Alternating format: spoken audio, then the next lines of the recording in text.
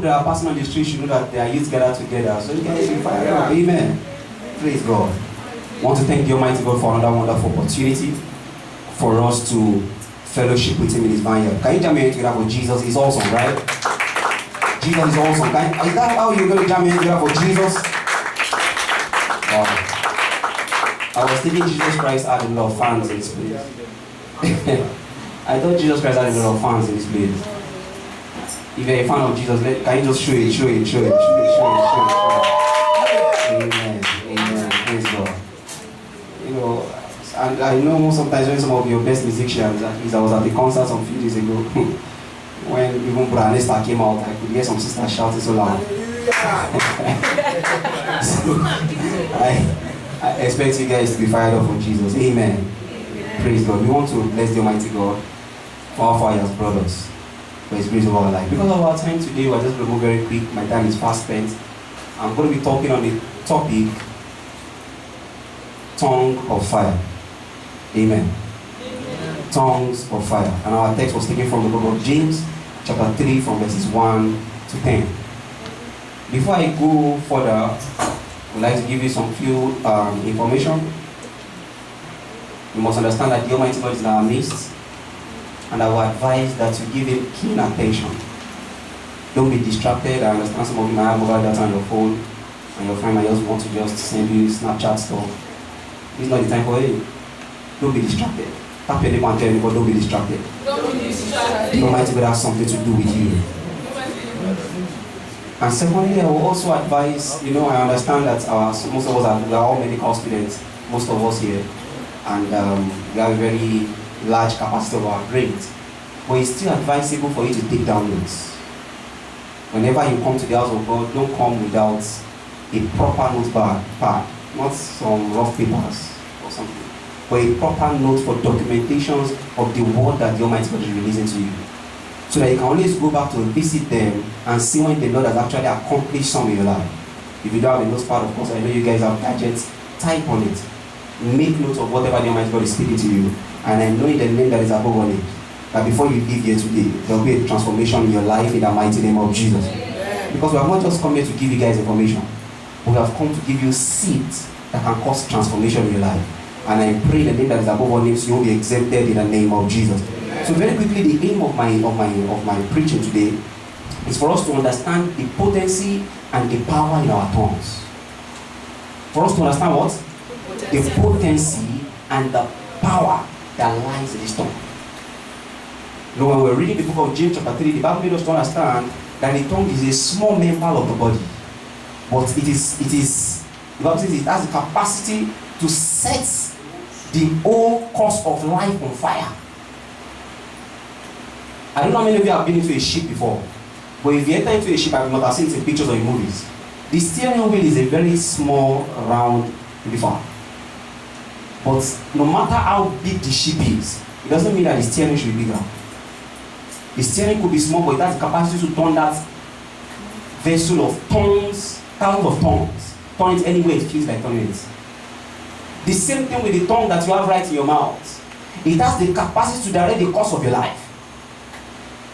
What you carry in your mouth is not just for talking ordinarily, but it has the capacity to shape your destiny. I wrote here, I said the tongue is a great force to be reconciled to with, because it helps produce sound, which is the core properties of everything that was created.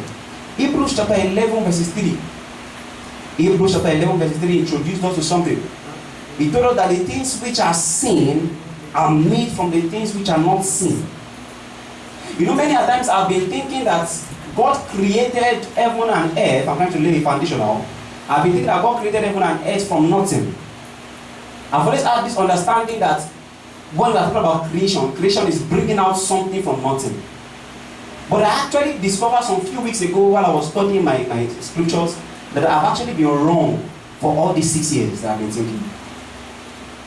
The Almighty God did not create the heavens and the earth from nothing.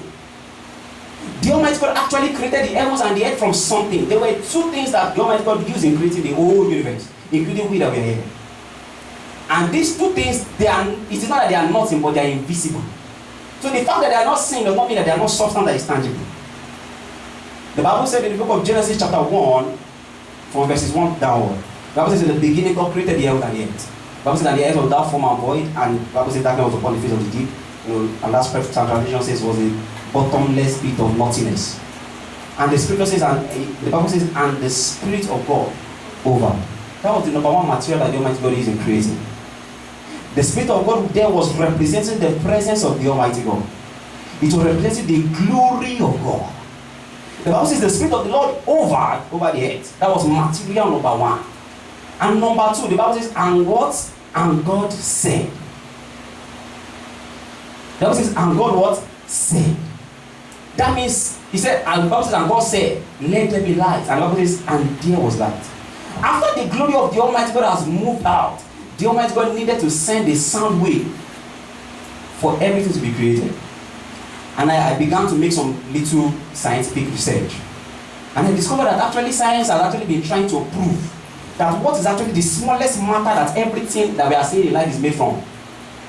And you know, I realized from secondary school, for those of you that have not updated your science knowledge, you must have actually understood that the smallest probably particle probably must have been maybe what? Atom. What's the smallest? After atom, you divide an atom into what are you going to find? Protons and neutrons. Actually, these are not the smallest particles that actually everything is made of. The smallest particle, they discovered that atoms and neutrons actually have some things that looks like sound waves in them. And then I began to, when I was reading it, I was telling them that you guys are not far from the truth. Because scientists believe that creation actually came from what? From what they call Big Bang Theorem, right? If you guys start doing rotations, you meet some doctors that I have. They will want to tell you you're a Christian, they will prove you wrong. That God never created the heavens and the earth. That there was a Big Bang Theory. And I said to them, I said, you guys are actually far from the truth. Because the Bible said, the Almighty God said, Big Bang, right? A loud sound. He said, that was the voice of God you heard. That was the voice of God that you are receiving. Because some of the scientists, those guys, they think a lot. Of course, and God could reveal to them that yes, it's true. So it was the Almighty God that said that they felt it was a Big Bang, but it was the voice of the Almighty God. The Bible says, the Bible says, and God said. Can you go through that scripture from the beginning to the end? Every other thing was spoken into existence. The Bible says, and let there be the herbs, let there be trees, let there be animals. And somebody said to me, but man was not created by speaking. I said, yes, but man was made from sand, right? And the sand was actually spoken into existence. So the smallest atom, the smallest material that everything that you see in this world is made of from, it is actually, the smallest material is actually the sound wave word. So therefore, everything that God has created must respond to sound waves. Everything that God has created did naturally respond to sound wave. I don't know how many of you can remember the scripture when Jesus Christ actually met the fig tree. The Bible says when Jesus Christ saw the fig tree, it was not producing fruits. And what did he do? He did what? Did he eye it? He did not eye the fig tree, right? The Bible says he spoke to it. He said, let no man eat from thee again. The scripture made us to understand that the next morning, the fig tree dried up. Now, does the fig tree have ears to hear? No. But the materials it's made up from is actually equivalent to what was coming out of the mouth of Jesus Christ. That is why every word that comes out of the mouth, the Bible says there's nothing called an idle word. It has an effect, even in the world that they are living in. The whole cosmos, that means the whole universe, everything is founded upon sound waves. Everything. I was reading about Easton. He's actually a Christian scientist. He studied the first 5 books of the scriptures in total. He understood them, and he also confirmed it that every single matter actually has sound waves in it. So things can respond to you in life if you know how to make use of your tongue. Because the tongue is actually a small organ that produces sound waves. So everything that God has created must respond to you. Why? Because you also produce that sound wave. Jesus Christ was on the boat with his disciples. The Bible says he was sleeping. And while he was sleeping, the scripture made us to understand that there was a great storm. Their faith could not carry it. They did not know what to do. They never knew that even the storm was actually made from that sound wave. The Bible made us when they woke up Jesus Christ. What did Jesus Christ say? What did he say? He said, the Bible says, and there was a great calm. And there was a great calm. So we must understand that every single thing that was created based or by sound wave or by the word of the Almighty God. Very importantly. So moving on. Proverbs chapter 18 verses 21. Proverbs 18 verse 21. The Bible says what? That death and life are in the power of the tongue. Death and life are in the power of the tongue. That was why in the book of Acts chapter 2 verses 1 to 4. Acts chapter 2 verses 1 to 4. When the Almighty God wanted to start something great on earth, after the Spirit of God came upon the disciples, the first evidence of their transformation was that they were speaking a new tongue. It did not start by them having to go and probably lay hand on somebody, and it was after they have spoken the tongues that they were doing miracles.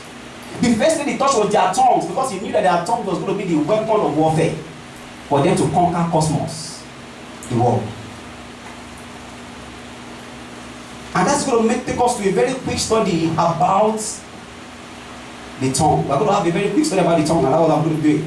I'll give you 5 major points about the tongue very quickly, and because I'm going to be very quick today because of our time. We have other things to do after service. And I pray as we go through, the Almighty God help us in the mighty name of Jesus. So you must understand that your tongue might be a little member of your body, but it has the capacity to shape your destiny. It has the capacity to shape your life as a whole. Number 1, quick study about the tongue. I've told us that the tongue is an organ of speech that produces words or sound waves. And sound waves are the smallest element of life. Sound waves are the smallest element of life. So therefore, the tongue has the following effects. Number 1, the tongue is an instrument of creation. The tongue is an instrument of creation. The Bible says life and death are in the tongue. You want to build your life. The Bible made us to understand that in the book of Genesis chapter 1, verse 1 to 3, that the Almighty God spoke everything into existence. The Almighty God built this whole universe, as beautiful as it is. He built it by speaking it. That means your life, your destiny also can be spoken into existence. What you need God to do for you, what you need the Almighty God to do for your life can also be spoken. So also can our life, the life of a man, and the quality of the life of a man can be spoken into existence. Can we go to Ephesians chapter 4 verse 29? Ephesians 4 verse 29.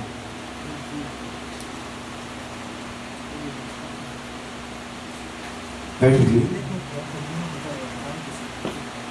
The Bible says, let no corrupt communication proceed out of your mouth, but that which is good to the use of edifying. The word edifying there means building up. The building block of the life of a man are the words that he speaks to his life. You know, I was studying the scripture, and I noticed that in the book of Genesis chapter 12 verses 2, when the Almighty God called the man named Abraham out of his lineage, and the Almighty God wanted to build an exemplary life to this man. What did the Bible say to us? The Bible says, and God spoke blessings to your life. He said, in blessing you shall be blessed, you will be great, you become nations will bow down to you. He was speaking them into his life. Everything was being spoken into his life. And when I was studying the scripture, I got to the book of Genesis chapter 24 verse 35. Genesis 24 35. I discovered that everything God has spoken concerning his life actually came to pass. One thing that you guys must understand is that words never die. If a word is spoken, it must be fulfilled. It actually took 100 years. The word that God spoke to him, they were alive for good 100 years. When God was speaking to him in Genesis chapter 12 verses 2, he was 75 years old. By the time we go to Genesis 24 35, this man was 175 years old and was about to die. And the Bible says his servant said to his brother-in-law, father-in-law, whoever is taking wife for, he said to him, he said, my master, the Lord has blessed my master exceedingly. Everything that God prophesied concerning his life in Genesis chapter 12 came to pass. Then I have a question for you. Who is speaking over your life? What are they saying over your life? There must be somebody speaking to your life. Nobody actually goes in life without actually experiencing some certain words. When you are growing, your mother must have said something to you. When you are growing, your friends around you must have said something to you. You know, I was talking to a friend sometimes in the week, and he said, we were talking about names. So she said, names are powerful. I said, yes. That is why anytime somebody calls your name, my name is Leke. Leke means the Almighty God lifts me up. So that's why I can't go down with life. Because people keep speaking. Each time you want to call my name, you have to speak it to me. Leke, lift them. Leke, lift them. So names are powerful. And it's not just the name, it's the word that is coming out of it. The Almighty God blessed this man, and it became so in his life. Let us look at another example in the book of Genesis chapter 24, verses 1 to 4. Genesis chapter 24, from verses 1 to 4. This was the story of Isaac. The Bible made us to understand that Isaac was well stricken in age. And this man was going to bless his first son. According to the culture of the Israelites, the first son is supposed to actually take the inheritance. Whatever your father has, the first son is supposed to take it. And he called his first son Esau and said, Esau, I want to bless you. Because inheritance does not just drop on people, I have to speak it to your life. Blessings do not drop on people, it has to be spoken over you. I want to bless you, but I need you to provoke the blessing in me. That brings me to something. Let me just digress a little. The people that God has put over your life, you must learn how to provoke the blessing of God from their inside to be spoken to you. Many a times, some of us, the actions, the things that we do, it provokes the negative. And you must understand that words are powerful. I said earlier on, words cannot die. If you provoke someone that God has put over you, if you provoke him to bless you, you must be blessed. It must occur in your life. It must be seen. Because everything that is in the world must respond to the word of God. Everything in life must respond to what? It must respond to sound waves. He said, I need to go and prepare a version for me. Go into the bush, get a bush meat, prepare it for me the way I like it. Let me eat it and something provoke inside of me and bless you. The Bible, if you guys know the story, Jacob the supplanter, the deceiver, he came again and came from behind. The man of God said, are you sure you are my son? He said, yes, I am your son. And he came closer. The Bible said that he blessed him. He said, all your brethren shall submit to you. He said, you'll be great. He said, the dews of heaven will respond to you. The earth will produce to you in abundance. I don't know how many of you have read the story of Isaac. The Bible said that it was exceedingly great because somebody spoke into his life. When Esau came back, he said, I blessed somebody already. He said, is there not something else you will say? He said, I've already said you will be his servant and it must happen. So there is no amount of blessing I put over you. I've already said you as his brother must serve him. So please, if you are going to provoke anything from anybody, make sure it is blessings you are provoking for their mouth, because there is power in the world. Very important. Let us move to the next point. We've spoken about the number one thing we spoke about was what? The tongue is an instrument of what? Creation. So you can create your destiny. It can create the blessings of your life. It can set the course of your life into the right direction. It can build an empire of success. Let me give you guys a testimony before I go to the next point. Now you guys know our father-in-law, Pastor Yadeboye, came from a very poor background. Very poor background. You know, the first time they got an umbrella in their house, there was a massive celebration. Wow. You bought an umbrella? Okay, everybody. Of course, everybody in the village had an umbrella. But at least it was for our family. Just one. They celebrated. They said among the poor, they called their family the poorest. Among the poor, when the poor people gather together and probably want to make contribution, all of them are poor, but they're like, these are dangerous family. I know you guys are still poor. We still need to help you. But his mother never stopped speaking into his life. His mother keeps saying to him, you will be great. One day he did something. His mother sitting around, and when he came back, his mother said to him, when you call 1,000 will answer you. And one day he was in the auditorium in Redeem camp. Then Redeem was still actually very small. The small auditorium, I was still small then, I was with me on car seat, but I heard the story. The small auditorium was at the front of the gates. Then, back then, if you have been to the now. And he decided to actually try what his mother said. And he said, can one pastor come over there? And about 1,000 pastors started running towards him. And his tears started coming out of his eyes. His mother spoke over his life. He said, you will call 1 and thousands will respond to you. Today, if you call 1, millions will respond. Even from here, from St. Peter, will go. There is a blessing that is functioning because of his spoken word towards his life, sir. So don't drop. When daddy says, God bless you, it is settled. You know that the Jew was saying sometimes ago, he told a man, a brother came to him and said, sir, pray for me, and said, God bless you. He said, say something else now. But he doesn't know that even just that God bless you carries weight. Words have the capacity to create. Is an instrument of creation. Let's go to number 2. The tongue also is a weapon of mass destruction. As much as the words from the mouth of a man produced by his tongue can create the life of a man, it can also reduce a man to nothing. The same mouth that produces blessings is also the same mouth that can produce curses. The tongue that builds can also destroy. Proverbs chapter 18 verses 21. I've referred to that scripture before. The Bible says life and death. Life and death, they lie in the power of the tongue. There is a power that the tongue is carrying. Proverbs chapter 15 verse 14. Proverbs 15 verse 14. The Bible says a perverse tongue can crush the soul.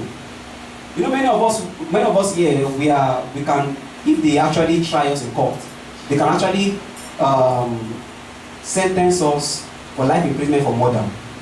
There are some of us that we have killed our friends even with our tongue. The words of our mouth have destroyed some of our friends. You go back at the back of the person, you know what that you did, blah, blah, blah, blah. And then you destroy the person's image and turn the person's image. Your tongue has power. You must be ready to tame it. You must be ready to control it. It has capacity to destroy. Be careful of the things that you say with your mouth. Your tongue can kill. Proverbs chapter 18 verse 7. Proverbs 18 verse 7. The tongue has capacity to destroy. Proverbs 18 verse 7. The Bible says, a fool's mouth is his destruction, and his lips are a snare to his soul. Some of us, we just wake up in the morning, instead of you to open your mouth and speak good things to yourself, you be like, it's not possible, I can't do this. It's not, I know I can't do it. So I'll come and do this thing in church. No, I can't. I know I can't. If anybody told me that I will be able to pick up the mic to speak to people today, I won't believe it. Because naturally I used to be a very shy person. Before I gave my life to Christ, if you put me in front of plenty people, my heart will be palpitating. And when God was going to do it for me, the first time I will have opportunity to speak to a large crowd. Those people, they were more than 100. The next time there were 5,000 people seated. My two legs were shaking, but I had to speak. There was a boldness that came upon me. So it is very, very important that we understand what we speak to ourselves. Be careful, because the Bible says the lips of the fool's mouth is his destruction. What are the things that you are saying to yourself? Are they building you or they are destroying you? Your tongue can be an instrument of mass destruction. Remember again that word. Okay, let us go to the book of 2 Kings chapter 5 verse 25 to 27. 2 Kings chapter 5, 25 to 27. Where the man named Elisha, the prophet named Elisha, wanted to put a verdict of destruction over Gehazi. He did not need to go and be waving his hands in the sky. He only spoke to him. Gehazi was a servant. Gehazi did something wrong. He said, don't collect a gift from this man that we have prayed for. The Bible says Gehazi, based on his, I don't know who understand what the chukuru is, based on his greediness, he ran and went to go and collect the gift that the man of God said do not collect. The scripture says when he came back, said, as my spirit not go with you, and he spoke to him, said, the leprosy of Naaman shall come upon you. He said, not just on you, but on your generations. So I was not asking myself a question while I was studying that scripture. I said, but his children's children did not hear when they spoke it. And the Holy Spirit said to me, words never die. It must keep going on in the life of those people. That's why I want to prophesy to somebody here. If there has been a negative word spoken into your family or spoken into your lineage, in the name that is above all, in the word of God, swallow them today in the mighty name of Jesus. Amen. Words are powerful. And that is what's actually affecting some of us. Some people have stood in their altars and spoken wrongly to our families, and it's affecting us. You know, let me give you guys another testimony before I move on to the next one. My grandfather used to be a very rich man because of his cocoa business. He used to sell cocoa back then in those days. And you know, back then in those days, one of the things that make us to know that you're a rich guy is by having what? A lot of wives. So, but at this point, he had just two. So he wanted to increase the number. You know, nowadays, it's the cars you have, the mansions you have, but then it has to be wives. Not of women. Praise God. Brother, shout hallelujah. Hallelujah. Amen. Things are changing. And one day, a young lady was being betrothed to a man. And this, my grandfather went, because he's a rich guy, very influential in the society, went into the wedding. The wedding ceremony was just a small in-house, and told them, I need the lady. Bring her. And took her away during the wedding. And that family laid a curse on him. Do you know, till when I was giving birth to, till all the time I knew him, his right leg was always swollen. And he kept telling me that he knows the reason. simply because somebody spoke a word, a negative word to him, because of what he did, because of his actions. So words are powerful. They can destroy the life of a man. Now let me go to the next point before I move on. Now, your words also can bring down the wall of Jericho. I thought somebody say amen. Amen. So it is not just, I know there is a negative destruction there, but there's also a positive destruction. There can be walls of Jericho standing in front of your life, and what you need to do is to speak to them. Let us go to the book of Joshua chapter 6, verses 10, and take a quick study about this. Joshua 6, verse 10. The Bible made us to understand that the children of Israel, they were in a strait. They were in a fixed position. They were going to the promised land. They were going to where the Almighty God needed them to get to. But they got to this particular city called Jericho. The Bible made us to understand that the city was walled and the gate was shut up. On the wall of this particular country named Jericho, people's houses were actually on top of it. So you can imagine how big the wall was. It was a big obstruction. The children of Israel, there were a lot of them. There were about 3.something million, actually. If it was a normal wall, they can push towards it and push the wall to the ground. But the scripture made us know that this wall was so thick that there's nothing anybody could do about it. The warriors were on top of it. Chariots were on top of it. Everything, missiles, they were there waiting for them. And these men were supposed to move to their promised land. And the Almighty God said, you guys don't need to fight with armor. You guys don't need to fight with anything. All I need you to do is that you shut up your mouth for the next 7 days. And after you have shut up your mouth for the next 7 days, on the 7th day, I will need you to just shout. Because these walls, the foundational material they are made of was sound waves. They need to respond when you speak. The Bible made us to understand that these people, they kept shut their mouth for good 7 days. And the Holy Spirit revealed to me that the reason why they were keeping shut their mouth was that they were increasing the potency of the power of the word inside of their mouth. Some of you, the reason why your word does not carry water is because you talk too much. The reason why you speak and it looks like it doesn't come to pass is because every day to start everywhere, every time. What are the things that we do in retreat as children of God? We go to go and speak to only God and leave people out of it. Sometimes people will think maybe it's arrogance. Why are you switching off your phone for like 2 days? Why are you switching off your phone for like 3 days? What's wrong with you? It's only that you're a Christian. No!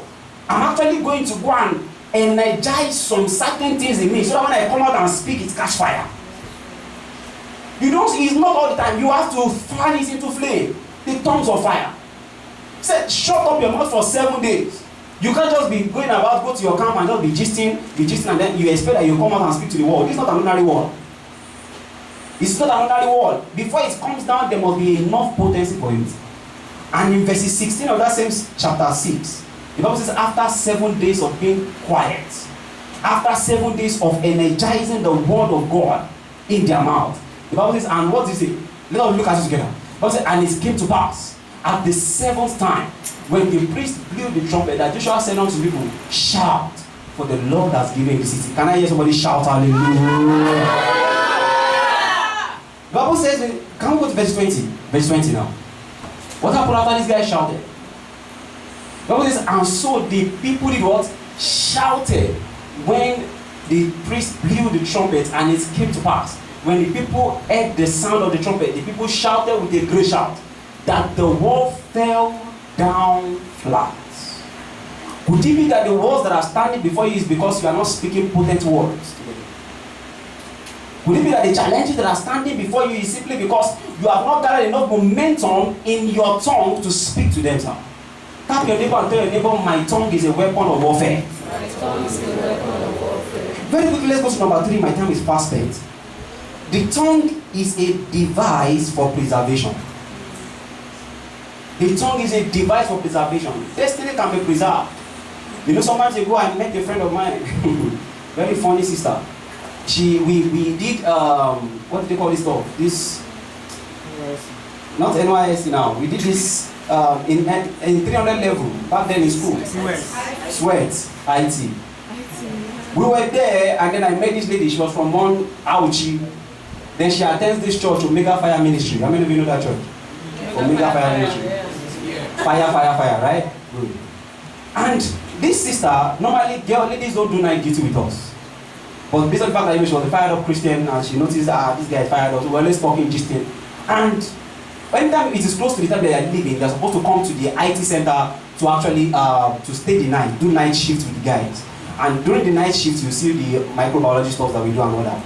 So she stayed that midnight. normally, we don't really actually sleep too much because in case of emergency, but that day there was no emergency, so we all were sleeping. So this sister was sleeping by my side here. We just used to put like some clothes on the ground for us, our lap clothes for us to just lie down on top, there's no bed. Throughout the night, I was just hearing, my husband is blessed. This one, Alpha, she's not married. She's still in school. She was not planning to marry. When we woke up in the morning, I said, you do not allow all of us to sleep. Which husband? She said, I have not met him. Which child have you given birth to a child? I said, no, I'm just blessing them ahead.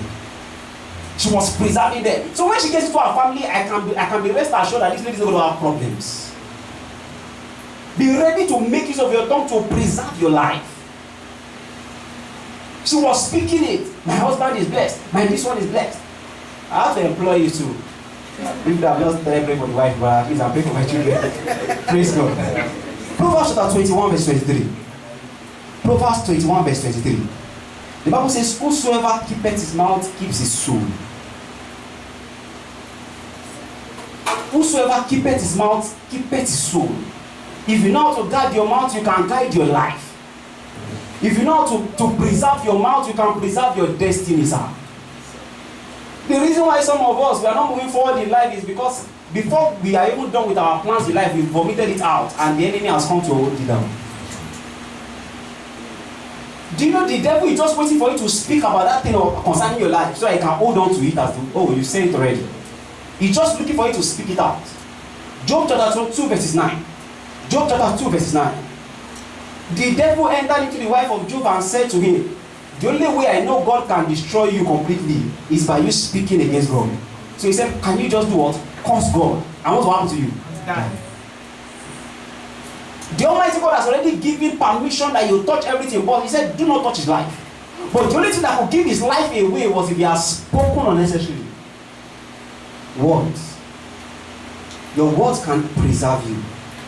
Psalms chapter 104 verses, Psalms 141 verses 3. Psalms 141 verses 3. We need to guard our mouths to preserve our lives. We need to speak the right things towards our mouths, with our mouth to preserve our lives. One day my mother came into my room some times ago. Back then, I think that should be like about maybe 9 years ago. You know, and of course, she believed that she had two sons that were angels. But of course, the first son was the angel, the second son was the opposite. But my brother, right from when he was young, he has always been choir people, always singing, always, he loved church things. And I was wondering what was wrong with this guy. Always ginger. Once they say it's time for church, he's there. Choir is there, he's drumming, he's playing keyboard. I never went close to those things. That's why I can't play drum, that kind of play. And our father was a pastor. So he was very useful in church. Daddy was always like, this boy. Well, I was always giving the excuse that I'm in body school, so I really don't have time for that. But he's not in body school, so he was always fired up. And one day my mother came into our room and said to us, he said, I have a confidence over you guys.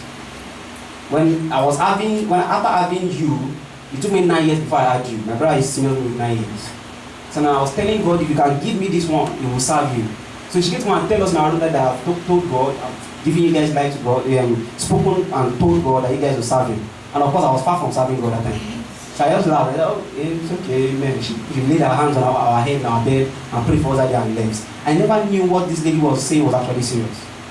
Not until I was preparing my sermon and I discovered that the word that lady spoke sometimes ago is what I've preserved this boy for the past 8 years. Can you jam me together for Jesus?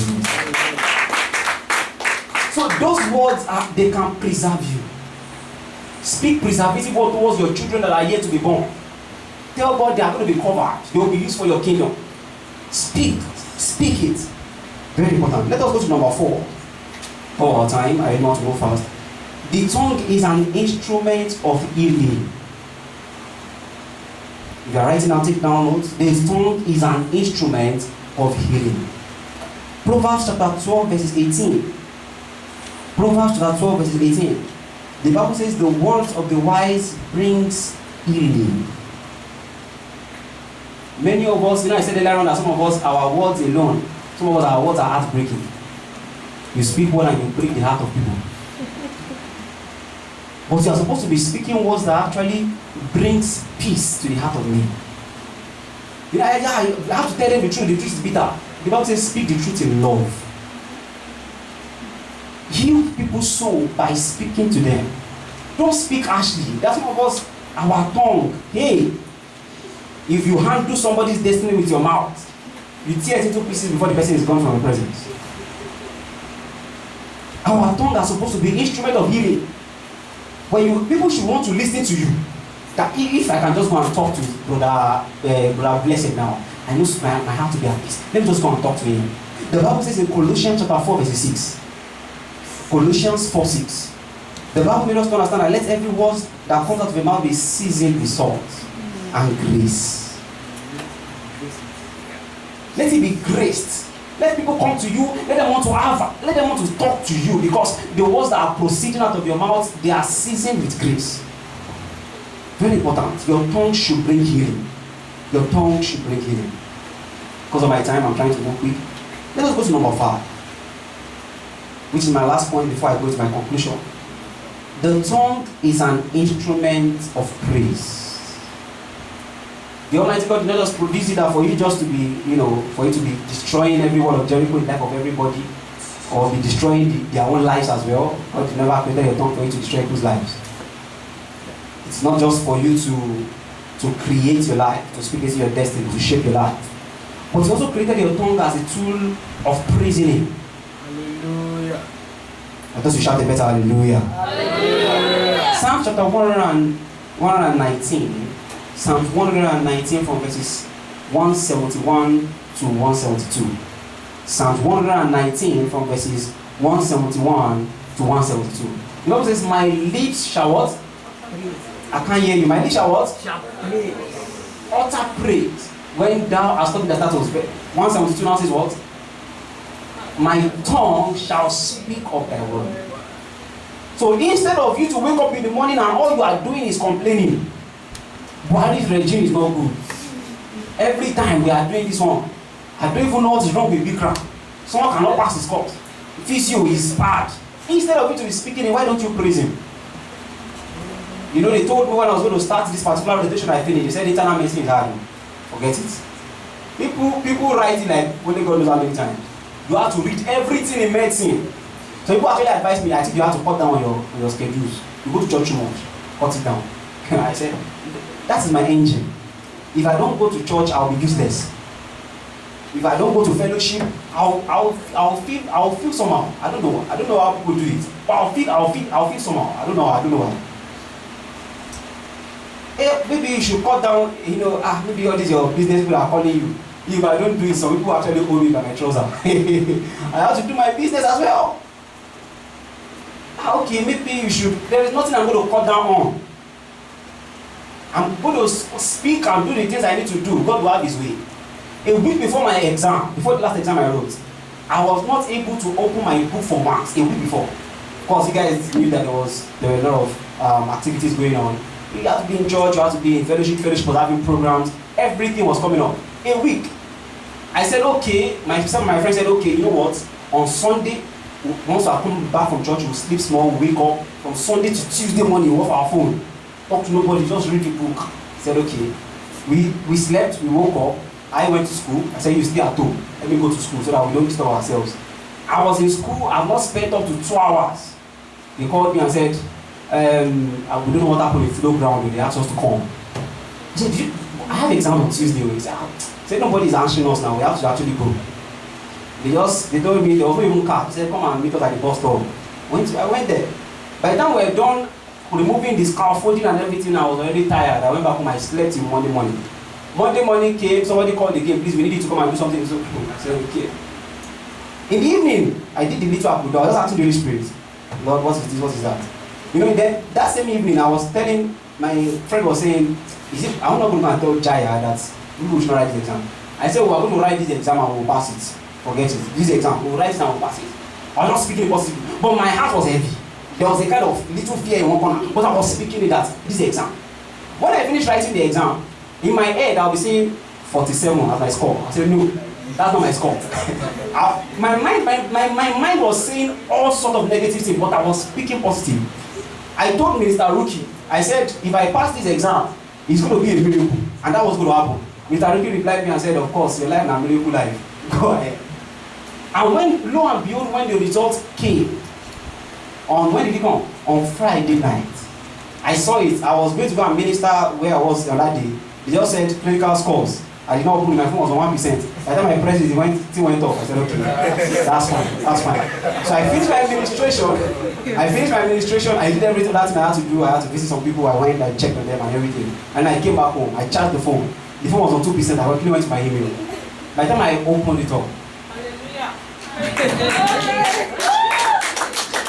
the first thing I went to go and check was whether to write pass or fail. And I saw pass. Can you guys jam your hands together for Jesus Christ? What exactly is confronting you in life?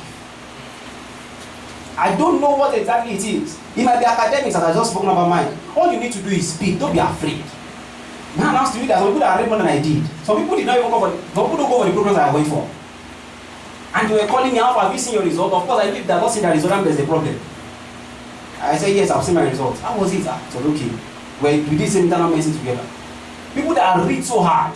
See, some of them in my rotation, they don't even go to church. They don't even know where church is. They just stay at home to read. All they do is read.